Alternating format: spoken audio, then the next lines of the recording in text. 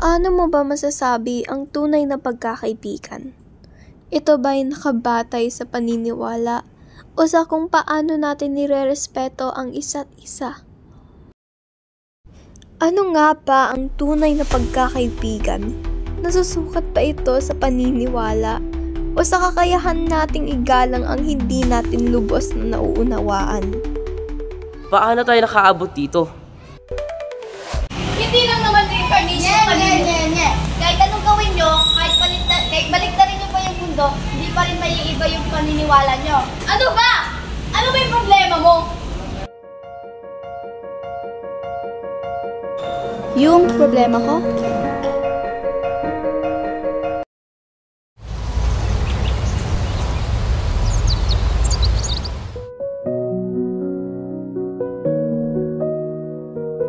Ako si Mateo, isang 13 anyos na estudyante na mahal ang aking mga kaibigan. Ako ay isang Kristiyano. Pa, alis na ako. Masaya magkaroon ng mga kaibigan iba't ibang paniniwala. Pero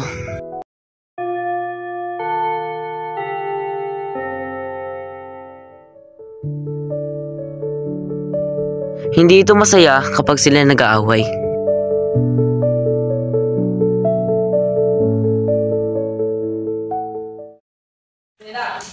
Stella!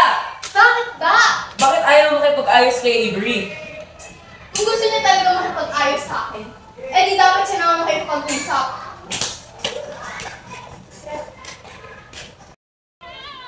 Estrella naman eh! Bakit ba? Kung puro si Avery lang nahalabas sa bunganga mo, huwag mo ko kausapin.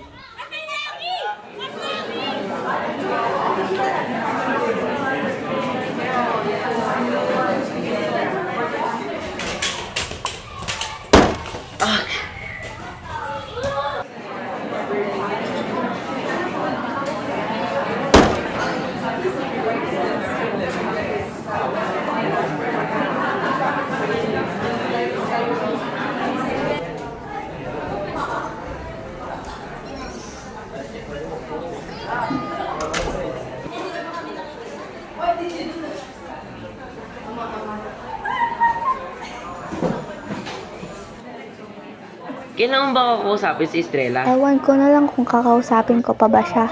Ayaw niya akong kausapin. Kailangan mo siyang kausapin.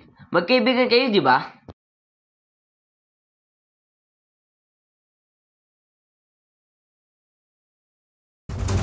Tama si Mateo. Kailangan ko nga kausapin si Estrella. Kaso paano ko siya kakausapin kung ayaw niya ako pansinin? Paano ko ba siya kakausapin? Paano ko nga ba ito aayusin?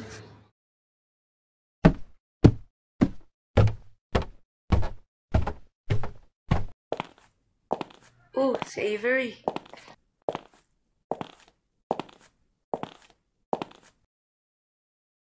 May nangyari ba sa inyo ni Estrella? Bakit? Ano ba nangyari sa inyo? Kailangan mo pa bang malaman? Oo, di ba magkaibigan tayo?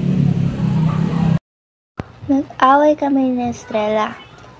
May nasabi akong hindi magandang salita tungkol sa relihiyon nila. Yun, nag-away kami. Di ko maintindihan ang sitwasyon niyo. Ano ba sinabi mo? Hindi naman sa nag-away talaga kami. Pero nag-asaran at nasobrahan. Asaran? Kailangan niya to ayusin. Alam ko, nag-iisip na nga ako ng paraan para makipag-ayos sa kanya eh. Hindi ko maintindihan kung bakit sila nag-aaway. Magkaibigan sila, di ba? Magkaibigan nga sila eh. Best friends. Tapos nag-aaway sila tungkol sa relihiyon. Kailangan nila mag-ayos. Alam ko ayos lang. Best friends sila eh. Sabi mo pa, best friends.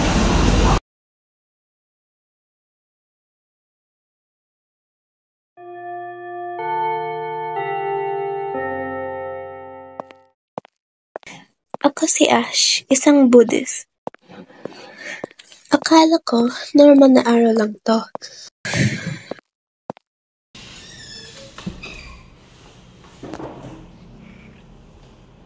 Pero...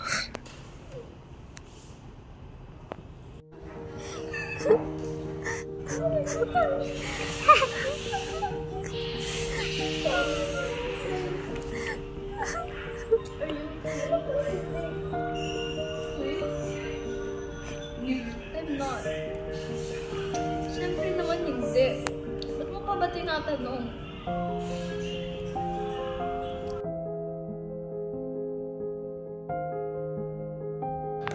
Dapat hindi ko na lang sinabi yon tungkol sa reliyon nila. Paano pag hindi na nga talaga kami mag-usap?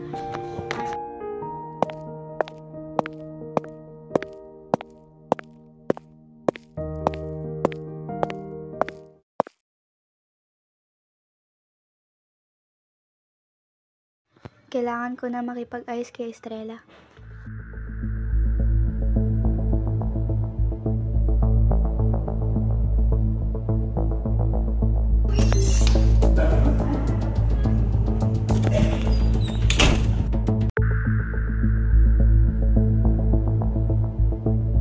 Estrella! Asan ka na ba?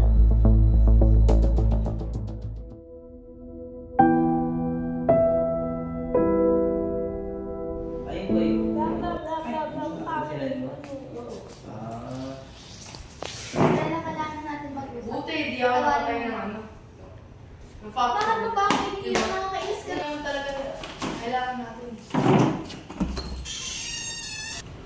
Avery, ano ba?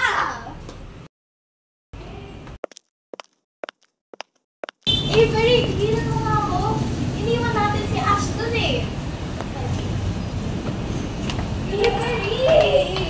Avery! Bakit ba? Ayoko ng ganito. Gusto ko magpatawad. Gusto ko maging katulad ng dati lagi tayo nag-uusap. Kaya sorry, Estrella. Sorry. Avery, sasakit rin yung mga sinabi mo. Alam ko namang may iba't iba kaming paniniwala bilang Hindu. Alam ko naniniwala kami sa reincarnation. Oo na. Masyado mo naman dinibigyan sa akin yun. Alam ko. Tapos yung masaran natin 2 days ago. Sorry rin sa mga nasabi ko doon. Kaya, dahil may kasalanan rin ako sa'yo. Napatawad na rin nila. Pero, sorry na rin sa sinabi ko. Ay, Avery. Sana, wag na natin dalhin yung religion sa mga away natin. Sorry.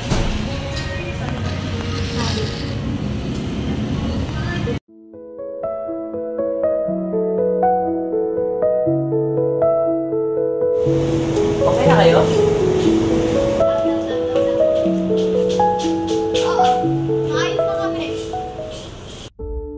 Nagsimula sa biruan, nauwi sa away. Hindi namin naisip na ang paniniwala namin ang maglalayo sa amin. Pero sa huli, ito rin ang nagturo sa amin ng tunay na respeto.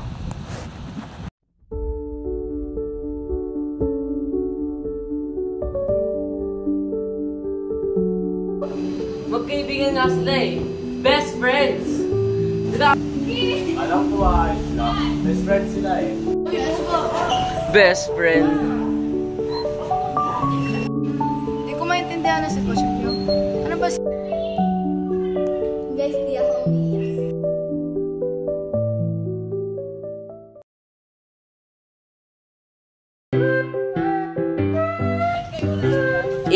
Bola kayo dyan. Tingin doon, Milo, Milo, shh, tingin doon. Tingin doon. Milo, tingin doon. Hindi ba? Lo, hindi ko. Lo!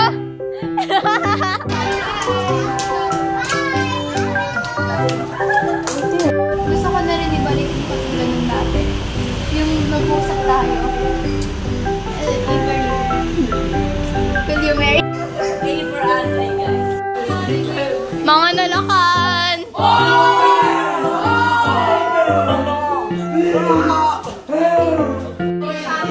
Go, Kyle.